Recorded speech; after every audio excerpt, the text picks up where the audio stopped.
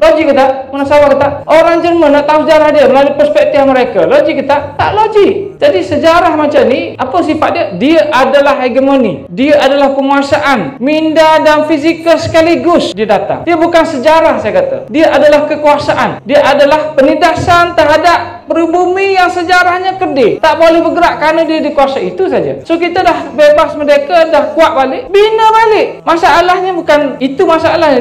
Dia tak ada isu. Takat ni ialah orang tak mahu ubah. Ada sebab-sebab tertentu. Dia kena banyak benda yang nak dijaga pada hari ini. Pasal sejarah kita zaman British ni, dia berkait dengan elemen pada hari ini.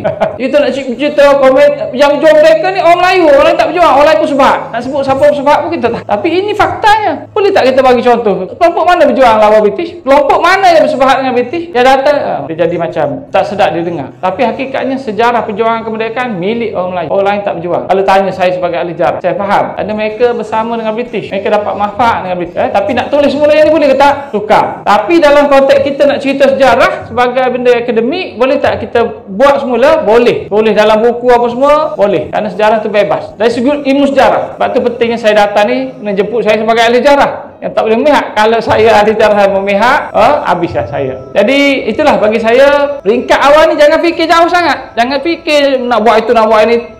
Tak boleh buat punya. Sekurang-kurangnya tukar sejarah kita ni. Boleh tak sejarah diubah? Boleh. Kerana sejarah itu benda naratif, yang ditulis orang mengikut tafsiran masing-masing. Jadi kita ada tafsiran kita buat semula sejarah dari sudut kita. Masalah sekali kita tak buat. Orang lain bersungguh-sungguh buat. Kita senyap. Dan kita alpa, tak peduli sangat. Alah, ahli sejarah ni siapa nak dengar? Bertahun-tahun cari pengikut baru 19,000 orang. Dalam ni pun tak ada seorang pengikut. Contohnya lah. Yang cerita tentang British apa semua sebagai bagus apa semua tu berat.